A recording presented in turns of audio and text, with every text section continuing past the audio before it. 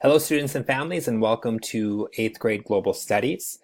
This is a quick tutorial video on how to use Google Sites.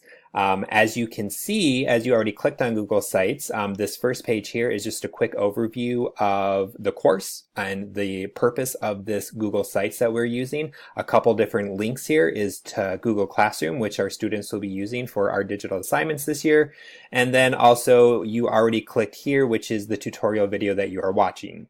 So the main part of Google Sites that you're going to be using is the home button up here. You'll see the little arrow. If you click on that arrow, it's going to show you 1, 2, 3, 4, 5, 6 different sub pages where I'll be keeping information this year. First one is the course syllabus.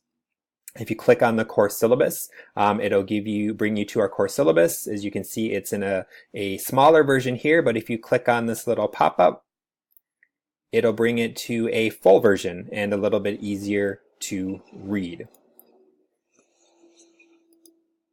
I've got an intro to the course video, which I used VoiceThread to record this intro to the course video. I'm going to show you quickly how to navigate VoiceThread. All you have to do is click the play button, and when this slide is done playing, click the right arrow and it'll bring you to the next slide, which will be an introduction to me. So this intro to course video will not only introduce families and students to global studies, but also to me, Mr. Peltier.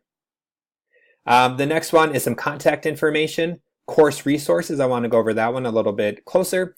Course resources is where I'll be organizing most of the resources that we will be using in global studies, as you can see in the upper left-hand corner.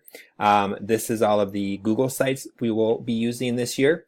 And then some other course resources that we will use throughout the year are here. And as you can see up here, I said be sure to check back for additional resources. So when we're working on major projects throughout the year, this is where I will store a lot of those resources for students to use.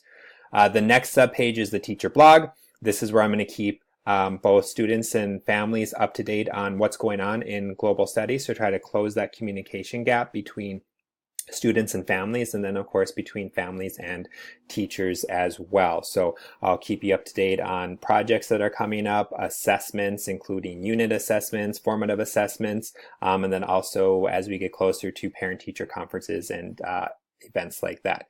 And then finally is current events. Here's where I'll be posting some current events. And also I'll provide links just by clicking on these images. You will have links to CNN 10, which used to be called CNN Student News, which we'll utilize quite frequently in global studies. And then Junior Scholastic as well too, that we'll use to keep up on current events that we'll be studying that take place in different regions throughout the world.